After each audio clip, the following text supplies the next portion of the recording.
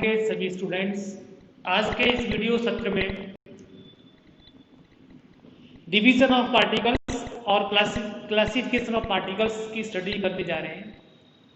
दुनिया में ब्रह्मांड में 3 प्रकार के पार्टिकल पाए जाते हैं और जैसे कि आपको पता है ऐसे पार्टिकल्स जिनका वेग प्रकाश के वेग से बहुत कम होता है, जिनको दैनिक जीवन में आप महसूस करते हैं, जो भी आपको आंखों से दिखता है वो पार्टिकल, ऐसे पार्टिकल्स को द्रव्य कण कहते हैं और अंग्रेजी में इनको मटेरियलिस्टिक पार्टिकल्स के नाम से जानते हैं। उसके बाद ऐसे पार्टिकल्स भी होते हैं जिनका रेस्ट मास 0 होता है, वो प्रकाश के वेग से दौड़ते हैं। और तीसरे प्रकार के पार्टिकल वे होते हैं जो कि प्रकाश के वेग से भी अधिक वेग से दौड़ते हैं। ऐसे पार्टिकल्स जो कि अधिक वेग से दौड़ते हैं, उन पार्टिकल्स का जो रेस्ट मास है आप इमेजिनरी हुआ अपन देखेंगे अभी। और ऐसे पार्टिकल्स का एग्जांपल टैक्यून्स ऐसे पार्टिकल्स हैं जिनका कि मास क्या होता है नेगेटिव में आता है और जिनकी वेलोसिटी प्रकाश के वेग से ज़्यादा होती है। तो एक एक करके देखें। सबसे पहले आप देखेंगे, सबसे पहले जो आप देख पा रहे हैं वो ये है कि ये जो चीज़ें हैं, जैसे आप देख पा रहे हैं, ये मैंने आपको बताया था कि आइंस्टीन का अपेक्षिकता का सिद्धांत का इक्वेशन है ये E² बराबर B² C² plus m0² C4। इसमें अगर मान लो ऐसे कण हैं जिनकी ऊर्जा का मान Pc से ज़्यादा है, अर्थात जिनका वेग प्रकाश के वेग से कम है, तो इस वाली इक्वेशन में देखोगे आप m0² C4 को आप बराबर पक्षांतरण करेंगे तो E² माइनस P² C² होगा और इसका मान देखोगे तो धनात्मक आएगा और m0 का मान भी धनात्मक होगा। ऐसे पार्टिकल्स को क्या बोलते हैं अपन? मटेरियलिस्टिक पार्टिकल्स, द्रव्य कण, जो कि आपको दैनिक जीवन में हमेशा प्रतीत होते हैं, दिखाई देते हैं। ऐसे पार्टिकल्स जिनकी ऊर्जा E का मान Pc के बराबर है, अर्थात ऐसे पार्टिकल जिनका वेग प्रकाश के वेग के बराबर है। इस फॉर्मूले में आप E बराबर Pc यहाँ रखेंगे, 0 मिलेगा आपको और 0 m0 का मान 0 आएगा। यानी ऐसे कण जिनका विराम द्रव्यमान होता ही नहीं है, यानी जब वो विराम में आएंगे तो उनका मास 0 होगा। ऐसे जो पार्टिकल्स हैं, ऐसे पार्टिकल्स दुनिया में ब्रह्मांड में केवल 2 ही पार्टिकल हैं, फोटॉन्स पार्टिकल्स और न्यूट्रिनो पार्टिकल्स। 2 ऐसे पार्टिकल्स हैं जो जिनका वेग प्रकाश के वेग के बराबर होता है एग्जैक्टली, और जिनका रेस्ट मास क्या होगा? 0। नंबर 3 पर आते हैं ऐसे पार्टिकल्स जिनकी ऊर्जा E का मान Pc से कम हो, अर्थात जिनका वेग कम हो, यानी जिनका वेग जो है प्रकाश के वेग से ज्यादा हो। यहाँ रखोगे आप ये मान तो आपको माइनस मिलेगा। और ऐसे पार्टिकल यानी जिनका रेस्ट मास ही नेगेटिव हो, जरा सोच के देखें आप। तो ऐसे पार्टिकल्स को जो बोला जाता है, ऐसे पार्टिकल्स को, ऐसे कौन कौन से पार्टिकल हैं इस ब्रह्मांड में दुनिया में? ऐसे पार्टिकल्स का समूह है टैक्यून्स पार्टिकल। इस प्रकार ये जो चीज आज जो आप देख पा रहे हैं कि ऐसे चीजों को अपन यहाँ देख रहे हैं कि जो इस प्रकार के हैं। क्लियर? अब उसके आगे बढ़ते हैं। इसके आगे आप देखेंगे ये हो गया 4 मोमेंटम। अब बढ़ रहे हैं तो आगे की तरफ बढ़ रहे हैं, जिसका नाम है 4 वेलोसिटी, 4 फोर्स। उसके आगे क्या ले रहे हैं? 4 फोर्स। तो इसमें जो आप चीज देख पा रहे हैं, नेक्स्ट जो ले रहे हैं वो है 4 फोर्स। क्लियर? 4 फोर्स का सिंबल क्या होगा? 4 फोर्स का जो सिंबल होगा वो क्या होगा आप देख पाओगे। इसका जो सिंबल होगा वो है कैपिटल F होगा। कैपिटल F यूजुअली लिखेंगे इसको, और इसकी जो डेफिनेशन है वो क्या आएगी? F mu is equal to what? सभी को पता है, संवेग में परिवर्तन की जो दर होती है वह चतुर्वेग या कोई भी बल कहलाती है। तो यहाँ पर आप देखोगे यहाँ क्या आएगा? dP mu। P कैपिटल आएगा क्योंकि जो उभय राशि आएंगी यहाँ पर इनवेरिएंट होती है, आपको ध्यान रखना। तो P क्या है? कैपिटल P इनवेरिएंट होता है और यहाँ क्या आएगी? Capital top. तो ये इसकी परिभाषा हो गई। अब इसके जो कंपोनेंट्स निकालेंगे, इसके जो कंपोनेंट्स आप निकालेंगे तो कंपोनेंट्स जैसे F1 इज इक्वल टू क्या होगा? D capital P1 upon D top, और ये क्या होगा? DPX। D टॉप बराबर क्या होगा? DD बटे और गामा यू यहाँ ले लोगे आप, ये क्या बन जाएगा dpx अपॉन dt, और ये क्या बन जाएगा गामा यू साधारण x, ये जो है ये क्या है साधारण f है, आपको ध्यान दें। क्यों? क्योंकि ये चिन्ह आपको जरूर बड़ा दिख रहा है कैपिटल F, लेकिन ये साधारण, क्योंकि इतने सिंबल अपने पास मौजूद नहीं है जिनको कि अपन ये कर सके।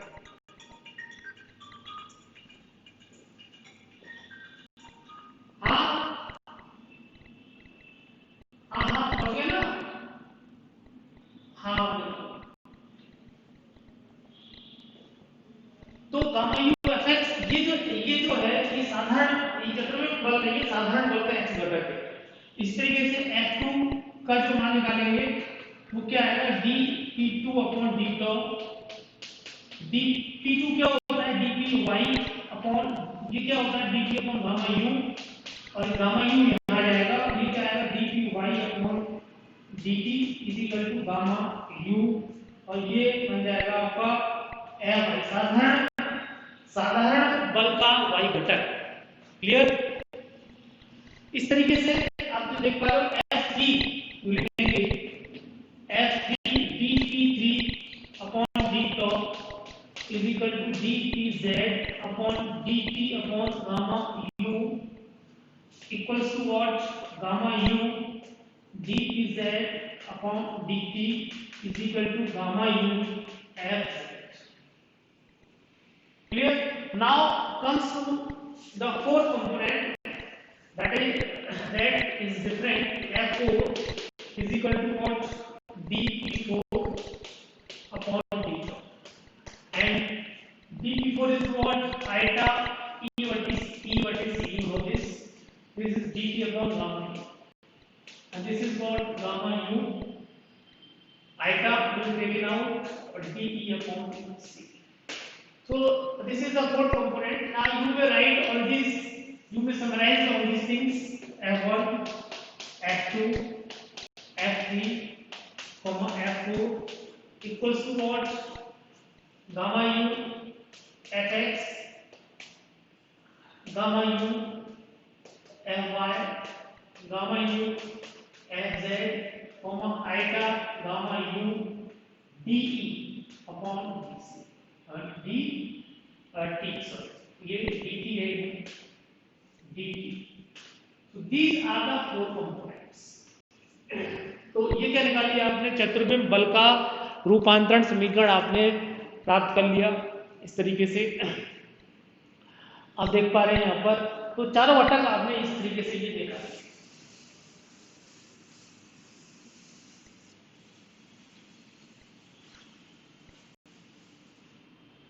इनको अगर आप देखेंगे तो ऐसे भी लिख सकते हैं, जैसे एफ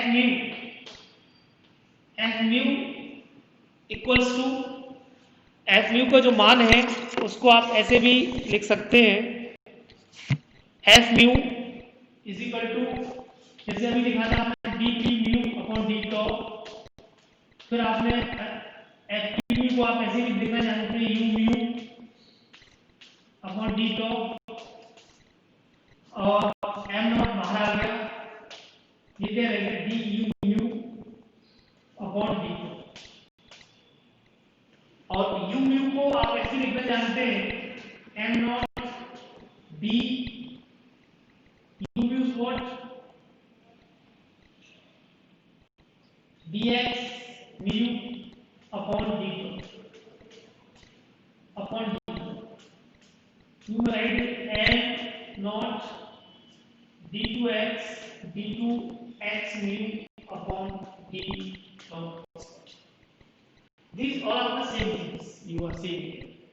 तो इसको f वाले चीज को इस तरीके से भी लिखा जा सकता है, तो ये भी आपको ध्यान रहे। तो ये जानने के बाद इसमें कभी-कभी एक प्रश्न ये आ जाता है, इसमें इंपॉर्टेंट प्रश्न ये आ जाता है, सिद्ध करो question,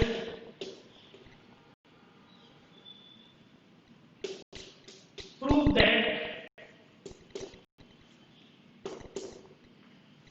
u mu dot f mu is equal to 0। मैंने शॉर्ट में लिख दिया है, सिद्ध करो चतुर्विम वेग व चतुर्विम बल परस्पर लंबवत होते हैं, लांबिक होते हैं। लांबिक होते हैं हमारे डॉट प्रोडक्ट का मान क्या होगा, 0। तो ये चीज कभी कभी पूछा जाता है, तो इसको ऊपर निकालने जा रहे हैं। Proof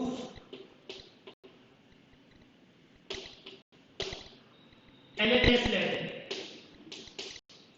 taking LHS u mu dot f बराबर u mu, this is what d m not u mu upon d dot, this is what u mu dot d u mu upon d dot। इस m not को आपने, इसको आप ऐसे लिख सकते हैं, there is no harm 1/2 d u mu square upon, ऐसे लिखने में कोई प्रॉब्लम नहीं है, क्योंकि डी यू म्यू स्क्वायर का मान निकालोगे डी के साथ x 2 आ गया है, दूसरे कट गया, और u इसका करोगे आप तो यू म्यू आ जाएगा, और ये तो ऐसे लिखा जा सकता है। और इसका समेशन हो गया summation u mu square upon theta. और आप सब लोग जानते हैं कि ये माइनस ई स्क्वायर बराबर आता है और इसको सिद्ध किया था, ये राशि है किस बराबर आती है माइनस ई स्क्वायर के, पहले भी सिद्ध किया था। सिद्ध करो कि summation capital U mu square equals to minus C square invariant होता है, और सी इनवेरिएंट है, इसका टॉपिक सापेक्ष अवलोकन करेंगे आप तो आपको 0 मिलेगा। यदि किसी भी निश्चित राशि का टॉपिक सापेक्ष समान डिफरेंशिएशन का जो मान होगा वो 0 होगा, इस तरीके से आपने कहते हैं 0 सिद्ध कर दिया। अब ये कुछ जानने के बाद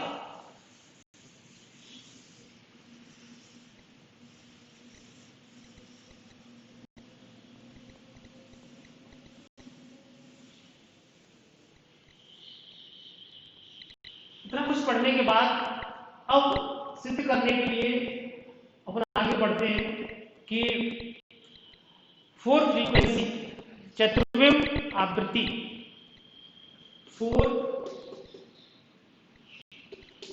फ्रीक्वेंसी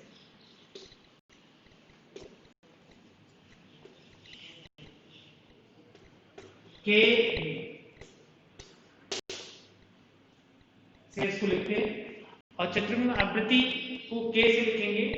और ये बात उस दिन बताने को लगी थी कि जो राशि इनवेरिएंट होती है, उन इनवेरिएंट राशियों में जैसे एम नॉट इनवेरिएंट होती है, प्रकाश का वेग इनवेरिएंट होता है, दो बिंदुओं के बीच की दूरी इनवेरिएंट होती है, इसी तरीके से किसी तरह की जो कला होती है वो भी इनवेरिएंट होती है। अब कला क्या होती है, आपने देखा है कोई भी इक्वेशन में जो लिखते हैं, जैसे y बराबर a sin omega t minus k dot r, ये जो राशि होती है, ये इसको कहते हैं कोई कला, या y बराबर a e की पावर आइटा ओमेगा t वाले पद में जो चीजें होती है वो क्या कहलाती है, आइटा ओमेगा t वाले पद में जो राशियां होती हैं, उन राशियों को क्या बोलते हैं, जैसे ये है eta omega t minus k i t x k r, जो भी है ये जो राशि है कला, ये क्या रहती है, इट इज ऑलवेज इनवेरिएंट। तो अपन क्या लिख रहे हैं, वी नो दैट, हम जानते हैं कि ओमेगा टी माइनस के डॉट आर निश्चित, क्लियर। इसमें से ओमेगा को मान ले लिया टी माइनस के बटे ओमेगा डॉट आर,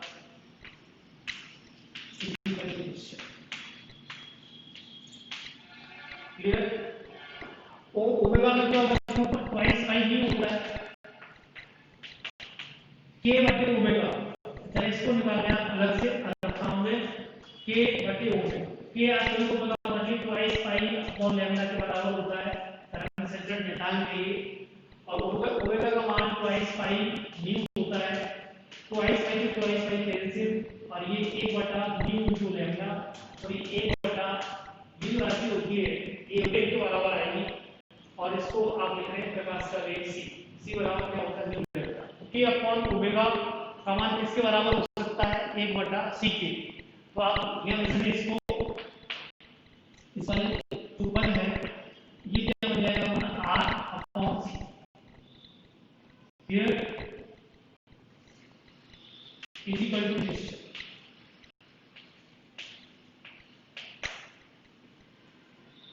अब ये जो 2 पाई है इस 2 पाई को कहां ले जाएंगे, अब इस 2 पाई को कहां ले जाएंगे, निश्चित क्या आएगा nu p minus r upon c is equal to